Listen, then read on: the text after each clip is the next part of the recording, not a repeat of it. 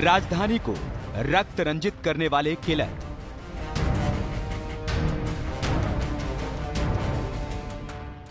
Park में मौत बांटने वाला कातिल। कनपटी पर गोली मारने वाला मर्डरर।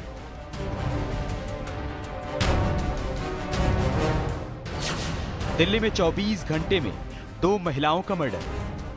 दिल्ली देश की राजधानी आज बहुत ही ज़्यादा असुरक्षित हो चुकी है। दिल्ली में आज 2 घटनाएं सामने आई हैं। एक लड़की को डाबरी में गोली से मार दिया गया और जिस आदमी ने गोली मारी उसने बाद में खुद को भी गोली मार दी। दूसरी घटना औरोबिंदो कॉलेज में हुई है, साउथ दिल्ली में, खुले में हुई है, ब्रॉड डे लाइट में हुई है, जिसमें एक आदमी ने एक लड़की को आयरन रॉड से बेरहमी से पीट पीट कर मार डाला। राष्ट्रीय राजधानी में कितनी सुरक्षित बेटियां?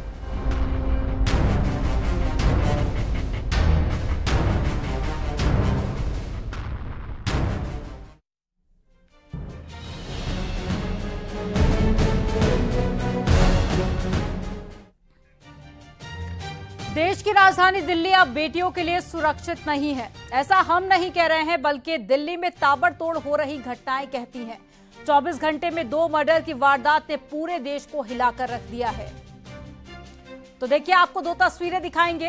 पहली तस्वीर दिल्ली के डाबरी इलाके की है, तो वहीं दूसरी तस्वीर दिल्ली के पौष इलाके मालवीय नगर की है। दोनों ही जगह पर बेटियों को निशाना बनाया गया। दोनों ही वारदात के पीछे एक तरफ इश्क की कहानी बताई जा रही है, तो पहली तस्वीर जो कि डाबरी से आई है, वहां एक शादीशुदा महिला को सिरफिरे ने कनपट्टी पर गोली मार दी और फिर खुद भी सुसाइड कर लिया। वहीं दूसरी वारदात मालवीय नगर की है, जहां पर पार्क में एक लड़की की हत्या कर दी गई। जरा सोचिए, क्यों ना दिल्ली में अब डर लगे लड़कियों को।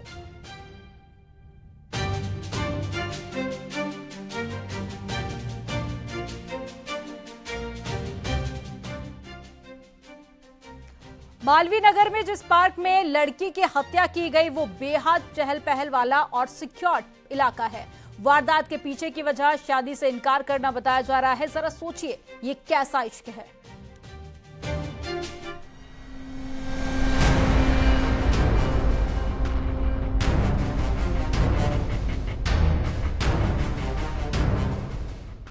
शादी से इनकार, कातिल बना इरफान।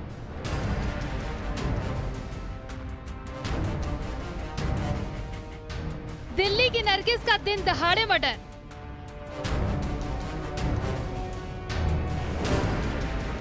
इसमें basically love angle and denial for marriage है बेसिकली ये पूरा इशू। और लड़का लड़की आपस में रिलेटेड हैं, मौसेरे भाई बहन हैं। लड़का 28 साल का और लड़की 22 साल की है। लड़की ने ग्रेजुएशन कंप्लीट की, अच्छी पढ़ाई करी है।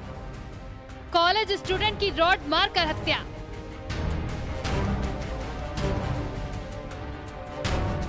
तेईस साल की बच्ची जो कमला नेहरू कॉलेज में छात्र थी, उसका मर्डर कर दिया गया।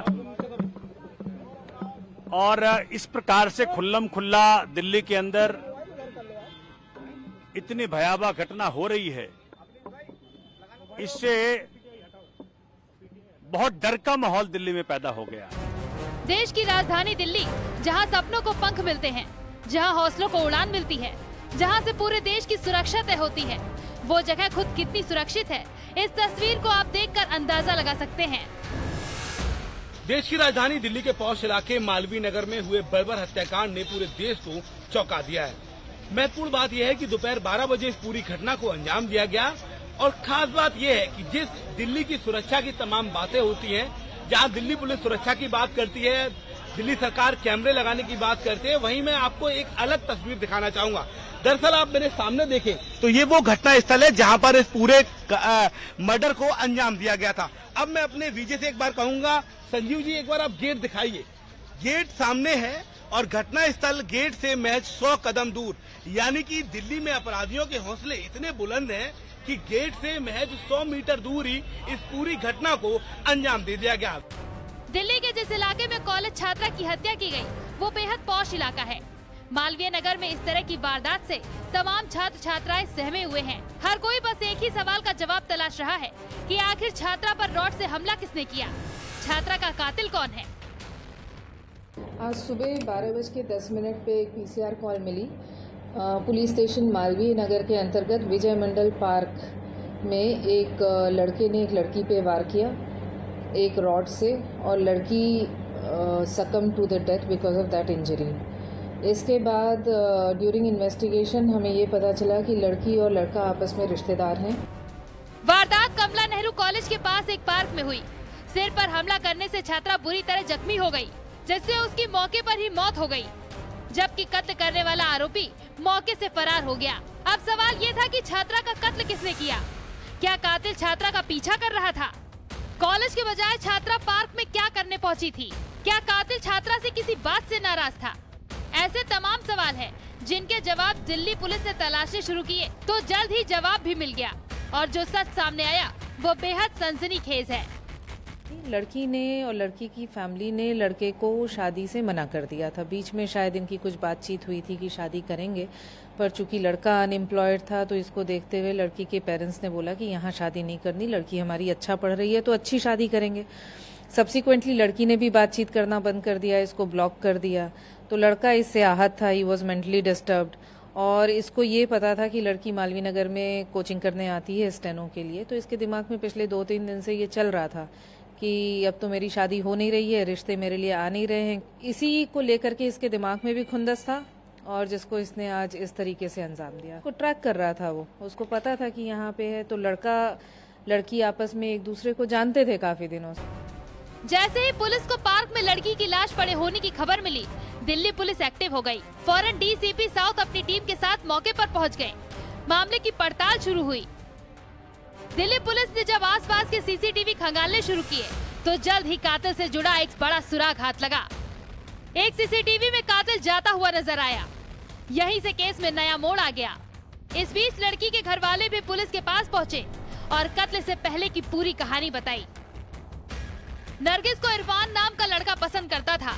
नरगिस और इरफान के बीच बातचीत भी होती थी, लेकिन जब इरफान शादी का प्रस्ताव लेकर नरगिस के घर गया तो घर वालों ने शादी का प्रस्ताव ठुकरा दिया, जिसके बाद नरगिस ने भी इरफान से बातचीत करनी बंद कर दी।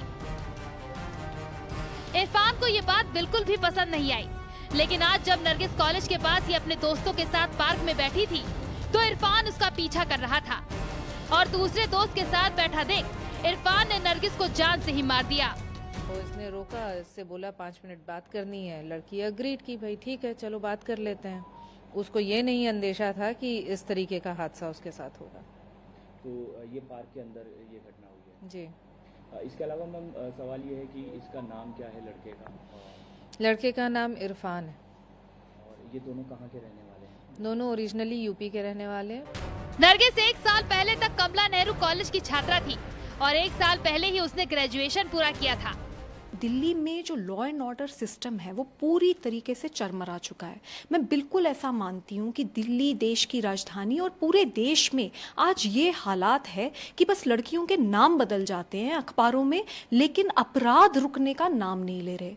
तो ऐसा कब तक चलता रहेगा? इतने क्राइम हो चुके हैं, अंजलि से लेके श्रद्धा वॉकर से लेके एक के बाद एक बढ़ के घिनौने क्राइम दिल्ली में होते जा रहे हैं। पुलिस ने शव को पोस्टमार्टम के लिए भेजकर जांच शुरू कर दी है। फिलहाल पुलिस कॉलेज और आसपास के लोगों से जानकारी जुटा रही है।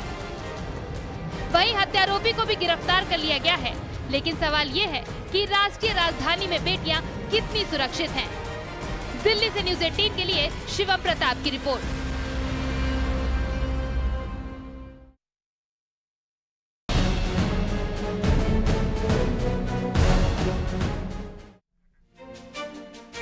इश्क की उम्र क्या होती है? 18 साल, 25 साल, 30 साल या फिर 35 साल? पीलीभीत में जो सनसनीखेज वारदात सामने आई है उसे सुनकर आपके होश उड़ जाएंगे। यहाँ एक 50 साल की महिला को किसी से इश्क हो गया, लेकिन इश्क में रोड़ा बने पति का वो क्या करती, लिहाजा उसने फैसला लिया कि पति को ठिकाने लगाई थी। और फिर एक रात वह पति के पास में पहुंची जब पति गहरी नींद में था, और पत्नी ने उसे चारपाई से बांध दिया। और आगे जो कुछ हुआ उसे जानकर पुलिस भी सन्न रह गई। एक रिपोर्ट के जरिए आपको दिखाते हैं।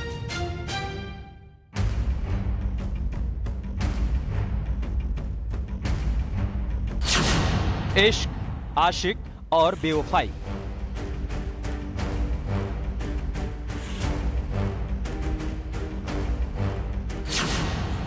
बीवी ने पति के किए 5 टुकड़े।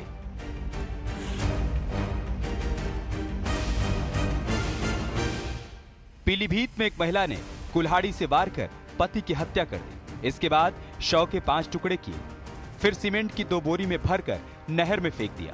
घटना का खुलासा कभी न होता अगर महिला के बेटे ने अपनी मां की करतूत पुलिस के सामने उजागर न की होती।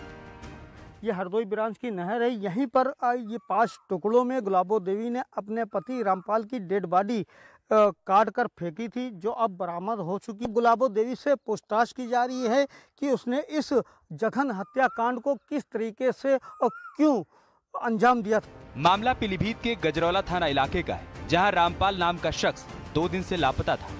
तमाम खोजबीन के बाद भी बेटों को जब पिता की खबर नहीं मिली तो पुलिस के पास पहुंचे और पूरी कहानी पुलिस को बयां की। साथ ही ये भी बताया कि हो न हो पिता के गायब होने के पीछे मेरी मां का ही हाथ है।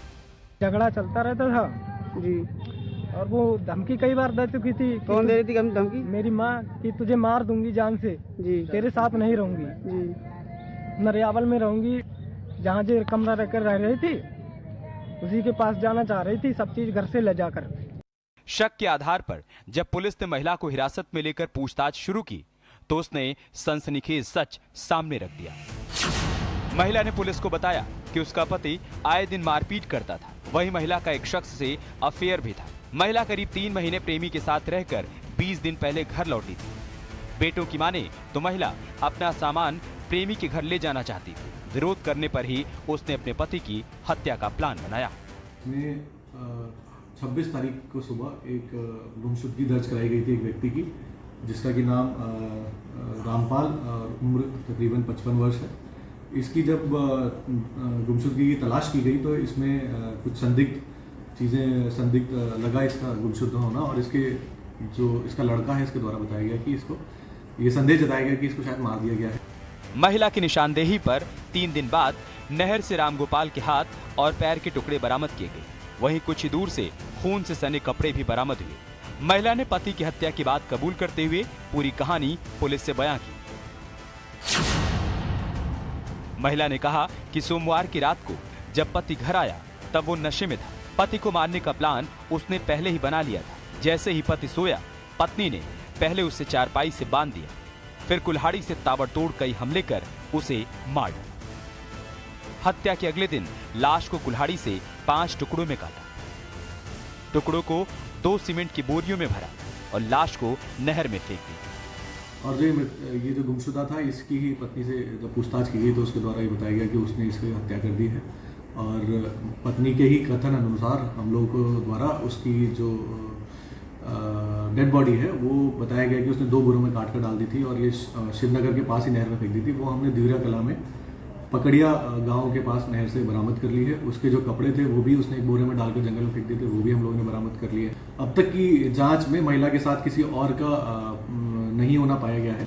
अब सवाल ये है कि इतनी विभत्स तरीके से कत्ल की वारदात को क्या महिला ने अकेले ही अंजाम दिया या कत्ल में महिला के साथ कोई और भी शामिल था? अगर हाँ, तो दूसरे कातिल तक पुलिस क्यों नहीं पहुंच पाई?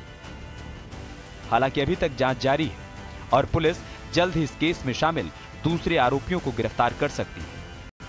पीलीभीत से न्यूज़ 18 के लिए सैयद परवेज की रिपोर्ट।